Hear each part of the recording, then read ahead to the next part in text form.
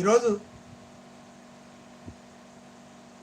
ప్రేమ, క్రీస్తు యొక్క ప్రేమను నువ్వు కలిగి ఉంటే, క్రీస్తునందు విశ్వాసం ఇచ్చిన వారు సప్రయోజనము కోసం ఆలోచించకుండా క్రీస్తు కోసం ఆలోచించండి. క్రీస్తు కార్యంలో మీరు పాల్పొందండి. వారు సొంత కార్యములు చూసుకుంటారు, కానీ యేసుక్రీస్తు యొక్క కార్యాలు చూడరు.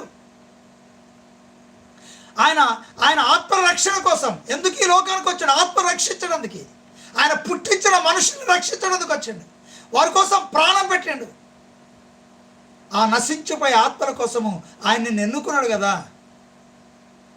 వెళ్ళి ప్రకటించు, క్రీస్తుని గురించి బోధించు, అందరి ఎడల ప్రేమ కలిగి ఉండు, దయ కలిగి ఉండు, అందరినీ సంతోషపెట్టు, ఎవరిని బాధ పెట్టొద్దు, ఎవరి మనస్సును బాధ పెట్టకూడదు. నీ స్వలాభం కోసము, నీ యొక్క ప్రయోజనం కోసము, నీ ఉద్దేశాల కోసము, నిన్ను నీవు ఘనపరచుకోవడం కోసము